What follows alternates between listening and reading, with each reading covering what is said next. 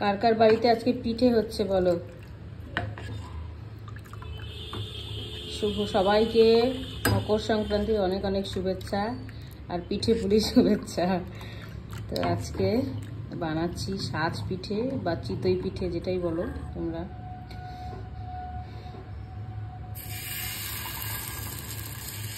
তো আমি সাজ পিঠে পারি না বানাতে, চেষ্টা করছি আমার ছেলের জন্য, ওর খুব পছন্দ ভিজানো পিঠে, তারপরে গুড় দিয়ে।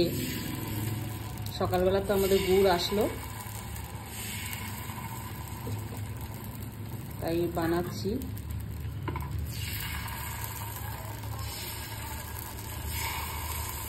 আপ্পাম প্যানটা খুব একটা ভালো না, আর আমিও সেরকম মিস্ত্রি, মানে মিস্ত্রি না, কুক। দেখা যাক, ঠাকুরের নামে দিয়ে দিলাম।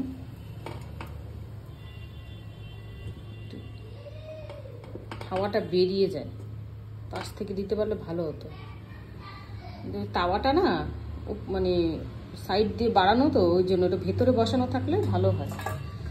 এই যে কয়েকটা হয়েছে, সর্ষের তেলের জন্য এরকম হয়েছে। এটা দেখো হয়নি,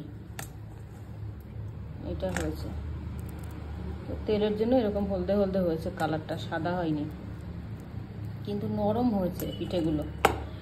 আর এদিকে দুধ জাল দিচ্ছি, দুধে ভেজাবো পিঠেটা। আজকে শুধু এই একটাই করব, কারণ আমরা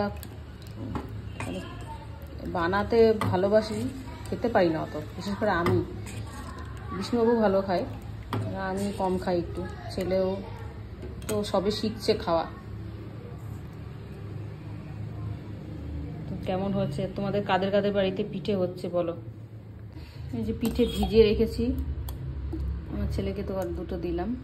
তো দেখো ভালো করে ফোর ওঠেনি, কি কয়েকটাই হয়েছে, কয়েকটাই হয়নি।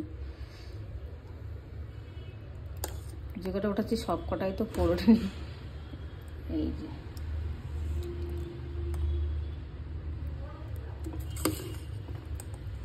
কিন্তু নরম হয়েছে পিঠেগুলো।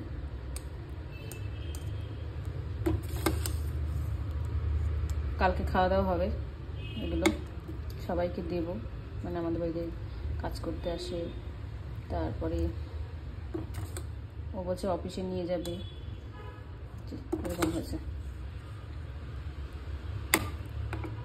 যাই হোক, হয়েছে তো, এই যে এটাতে ভালো হয়েছে।